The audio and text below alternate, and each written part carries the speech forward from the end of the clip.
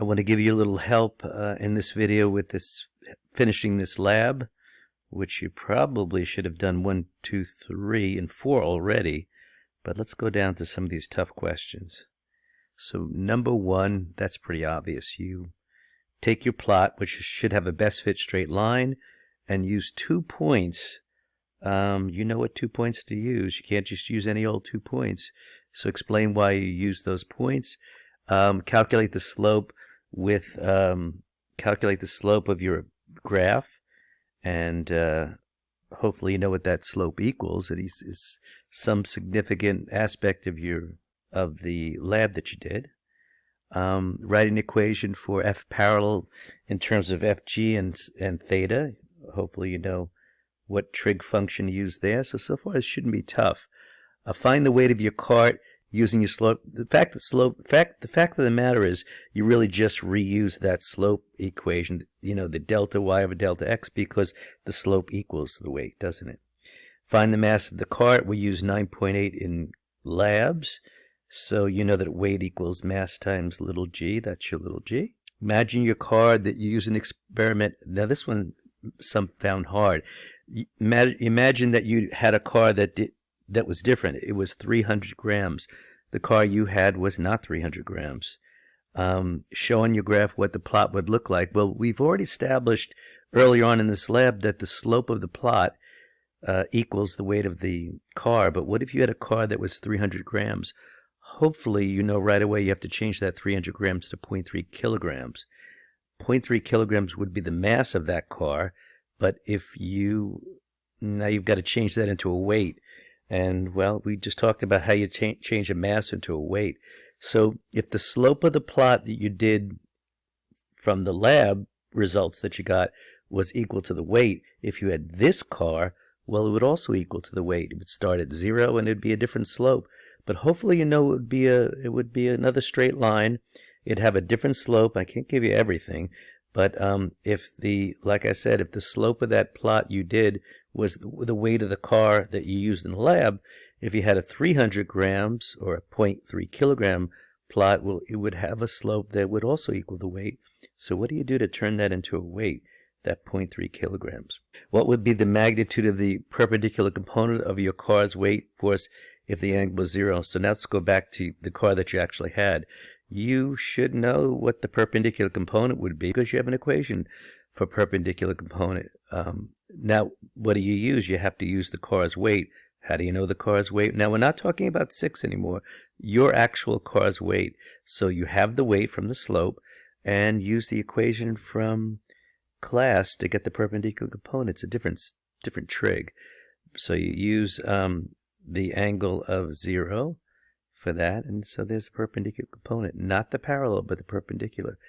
This one's kind of tough. Let's take a look, see if I can get my pen all ready here. Let's see. You know what I'm going to do? Let me open this up in Cami so I can write on it. So this one's pretty tough. So I would draw a picture because that always helps. And here's your car, and it has a weight component, and it says, what if you made a mistake and you didn't hold the scale parallel, but you held it at an angle of 20 degrees. So I'm going to make it bigger than 20, so we'll exaggerate. It says you made a mistake. You didn't hold it parallel. You hold it not at 0 degrees, but 20 degrees. It says, would the reading on the mass scale be slightly bigger or smaller than the parallel component, which is, okay, this is a pseudo free body diagram. This F parallel would be like this. Well, here's my hint. They actually would not be equal. Why? Because actually it wouldn't be your scale's reading. It would be off. It would be one of the components of the scale's reading. So look at my picture, draw this picture, and I'm not going to tell you there's only 2 components of that F scale, but one of the components, and you can tell me, of that F scale would actually be equal to the parallel component down here.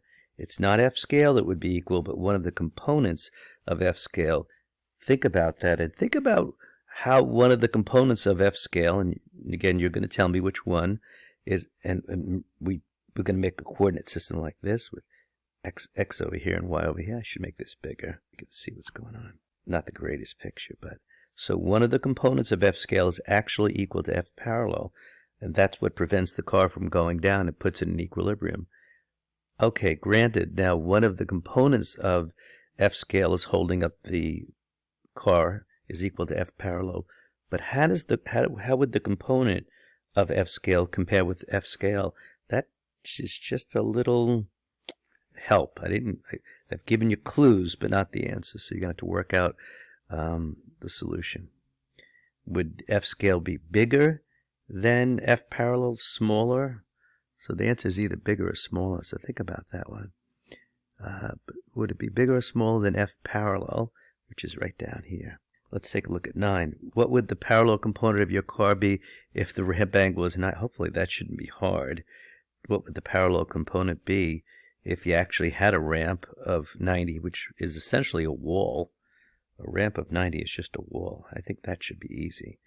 What would your parallel component be if that should be? I think you actually put a ramp of 0, which is kind of that answer is pretty ridiculous. You don't need any math for that one. In this lab, we assumed that the digital scale reading was equal to the parallel component.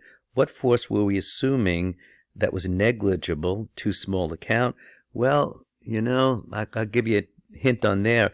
There must have been a little bit of, you know, when two surfaces make contact and they kind of rub against each other, it's a force we talk a lot about. So that's my hint on that one. Solve for F parallel in terms of F scale, and the force the hint on that is y equals mx plus b. Okay, F parallel F scale, you mentioned in question. Oh, so now, what's that force? So now, what you have to think is that force that shall not be mentioned, you have to find it out. You have to come up with an equation. So I would call, I'd call down the ramp positive and up the ramp negative. So we know that the F parallel is, and what we also know is F net equals 0. So the up the ramp is going to be equal to down the ramp. And that force that you mentioned in 11, will it work up the ramp or will it work down the ramp? Think about, you should know that. So I'll give you a hint on this problem. There should be two things on one side of the equal sign and one thing on the other side of the equal sign. So that's help for that. One is so one of those three forces is actually that force you say that we discounted or said was negligible. Now, question 11, we discussed a force that we assumed was negligible. This means your prediction for the mass and the weight of the car would be a little bit off. The truth is it won't be too far off, and many of you got really close to the weight of the car. Your slopes are really close. Would your prediction be a little lower than the actual mass or a little higher? In other words, that force in 11, is it going to help you and therefore reduce the scale's force, or is it going to work against you? Which way? Look at your picture. You really should do a free body diagram over here, definitely. So remember I said there are three forces when you're holding up the car. Of course, one of the forces is F scale, and then in your pseudo free body diagram, one of them is F parallel. But that force we never talked about, the force that's really tiny, which way would it work? Would it work on the side of F scale, or would it be directed down the ramp? So that'll help you come up with that answer. That's a nice challenging question. That's why it's only worth 5 points, because let's see. Is it worth 5 points? Explain. Okay, so you have to show the equations to know it's 5 and 5. So this is the real challenging question. Then you do a summary of the different things you learned in the lab. You just kind of comb through the lab and talk about F parallel and how you can find F parallel. How do we indirectly find F parallel? So just kind of go through the lab and just summarize the different things you learned, and about how the way you could talk about how do you hold the scale, what's the correct way to hold the scale to get the F parallel? What's the incorrect way to do it? How do you make sure that F scale will equal F parallel and things like that? So let's see. Can I summarize some of these things? Can I hit it again? So what you should know in this lab is that the slope of your plot is going to equal the weight of the car. Why does it equal the weight of the car? Because F parallel equals FG, the weight of your car, times sine theta. And if you plot F parallel, if you take F parallel and divide it by sine theta, taking a look at this equation, what does it equal? It equals FG. So that's proof. When we linearize our data by finding the sine of the angle, it's proof that we can get something very valuable from that slope, which is FG.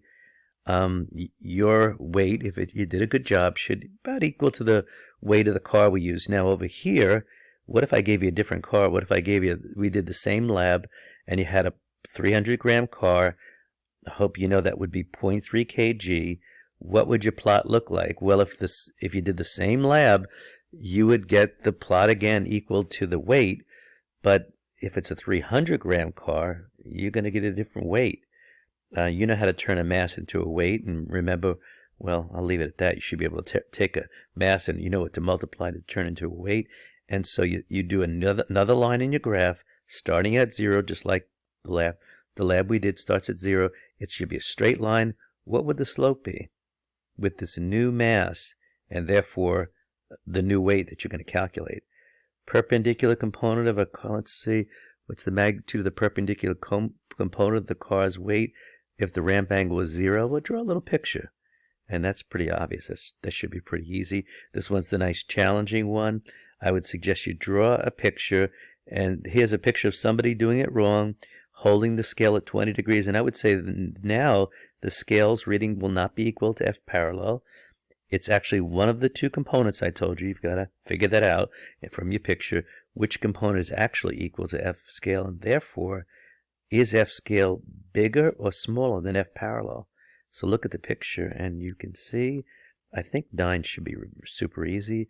10 should be super easy. I think you actually have that in your lab. You did that. I put a flat ramp, and hopefully you would know that's incredibly easy, the parallel component on a flat ramp. And then you have, okay, solve F parallel in terms of, now you got to draw a free body diagram. This is a pseudo, and ask yourself that force that we said was negligible, which way would it work up the ramp and with your direction, because you're the one applying the up the ramp, the scales force. Does it will that unknown force that we didn't mention, that we didn't account for, the negligible force, act up the ramp with the scale or down the ramp? So that's a nice challenging question. I think we are going to end right there. I hit it twice, and I didn't talk much about this, but I think I'm done here. Good luck.